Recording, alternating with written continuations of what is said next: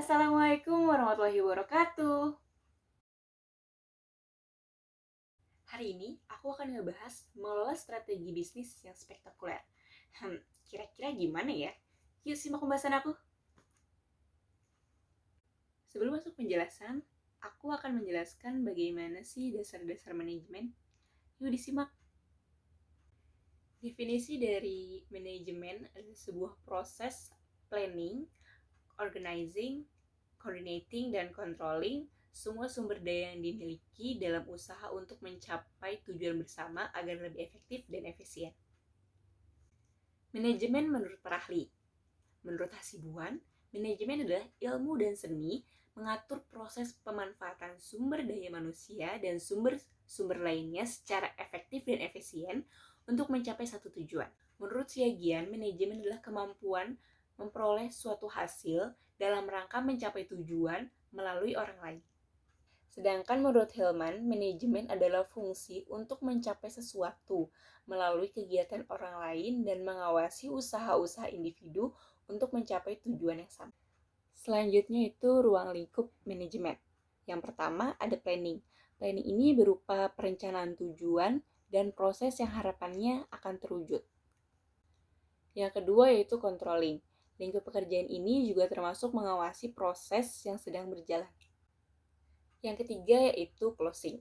Dalam proses ini, manajemen melakukan berbagai bentuk evaluasi dari apa yang ia dan tim kerjakan. Selanjutnya ada tujuan dari manajemen. Yang pertama, mendapatkan hasil optimal dengan upaya yang minimal. Yang kedua, meningkatkan efisiensi pada faktor-faktor produksi. Yang ketiga, kesejahteraan tim lebih maksimal. Yang keempat, perbaikan manusia dan keadilan sosial. Selain memiliki tujuan, manajemen juga memiliki manfaat. Yang pertama, membantu manajer dan anggota untuk mencapai strategi melalui pendekatan yang sistematis, rasional, dan efektif. Yang kedua, mendapatkan hasil yang maksimal melalui proses yang menyeluruh. Proses tersebut tentunya harus dilaksanakan sesuai dengan fungsi manajemen. Yang ketiga, manajemen akan memudahkan kita untuk menyajikan kerangka kerja untuk jangka pendek maupun jangka panjang, sehingga target pun akan lebih mudah untuk ditentukan. Yang keempat, membantu proses alokasi sumber daya yang efektif. Yang kelima, mendorong tumbuhnya sikap profesional dalam diri setiap anggota organisasi yang diberikan kepercayaan untuk melaksanakan tugas. Oke, sekarang kita memasuki pembahasan kita yang mengenai mengelola perubahan strategi bisnis yang spektakuler. Dan adalah menjadi suatu yang lain atau transisi dari satu bentuk ekstensi ke bentuk ekstensi lainnya. Sedangkan penolakan adalah salah satu cara menyampaikan perasaan tidak setuju terhadap suatu ungkapan. Mengelola perubahan. Apabila sebuah organisasi mengalami perubahan, tentu organisasi tersebut akan menemui tantangan-tantangan yang harus diselesaikan.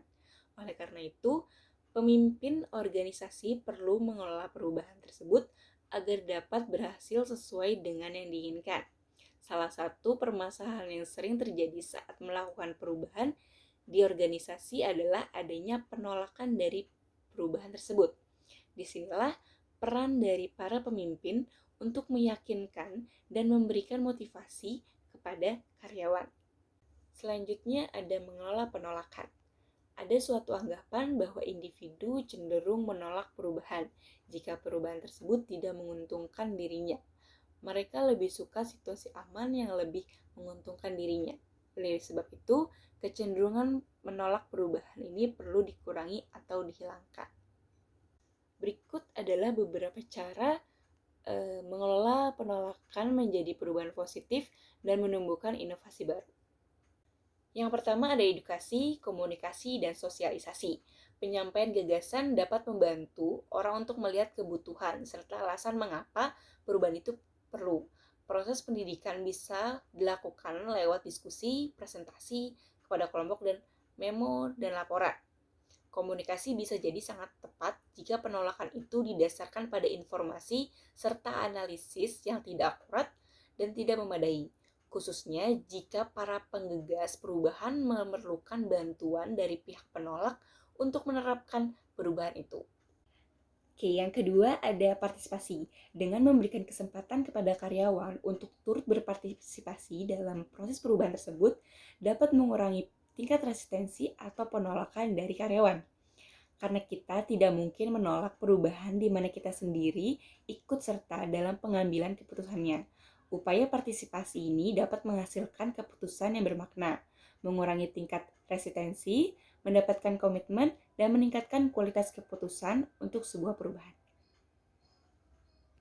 Yang ketiga, ada memberi dukungan dan komitmen. Dukungan dan komitmen perusahaan atau organisasi sangatlah penting dalam proses perubahan untuk dapat meminimalisir rasa takut dan kecemasan dari anggota atau karyawan. Memberikan konsultasi dan terapi, memberikan pelatihan keahlian-keahlian yang baru adalah beberapa langkah yang mewujudkan dukungan dan komitmen sebuah perusahaan untuk mendampingi karyawan dalam proses perubahan ini. Kepada karyawan yang menolak perubahan ini dapat dilakukan dengan memberikan pensiun dini atau golden snake hand. Yang keempat, ada membangun hubungan yang positif. Karyawan akan lebih bersedia untuk menerima perubahan apabila karyawan memiliki kepercayaan terhadap manajemen yang menerapkan perubahan. Jika manajemen mampu memfasilitasi terciptanya hubungan yang positif, karyawan dapat menerima proses perubahan, bahkan karyawan yang tidak setuju adanya perubahan tersebut. Berikut salah satu contoh dari mengelola perubahan strategi bisnis yang spektakuler. Siapa sih yang tidak tahu perusahaan Apple? Apple pada tahun 1980-an sebagai perusahaan underdog paling keren yang mendesain Apple Mac dengan operating system yang berhasil menyaingi IBM. Tetapi, dikarenakan pemasangan harga yang cukup tinggi, mereka gagal bersaing dalam pasar. Pada tahun 1985, salah satu pendiri perusahaan yaitu Steve Jobs dipaksa untuk mengubah strategi agar bisa meningkatkan penjualan. Berikut adalah strategi bisnis yang dilakukan oleh Steve Jobs. Pada tahun 1996, Steve Jobs kembali sebagai CEO perusahaan. Setelah mendukung Apple dengan investasi bernilai 150 juta US dollar, Jobs berkomitmen untuk tetap mengembangkan Microsoft Office bagi Mac, meski merupakan inovasi pesaing terbesarnya. Jobs menghasilkan teknologi terkomputerisasi tercanggih yang bisa dilihat dari iMac, iTunes, iPod, dan iPhone, seluruhnya dikemas secara elegan dengan harga yang masuk akal. Pada Juli 2008, Apple, the App Store, yang mengenalkan third-party apps berikut pengembangan dan pendistribusiannya, menghasilkan pendapatan senilai 70 juta dolar pada Juni 2017. Menginjak tahun 2010, Apple berhasil menyaingi Microsoft dan dinobatkan sebagai perusahaan publik paling berharga sepanjang masa. Itu adalah strategi Steve Jobs ya. Itu adalah strategi bisnis yang dilakukan oleh Steve Jobs untuk mendapatkan bisnis yang spektakuler.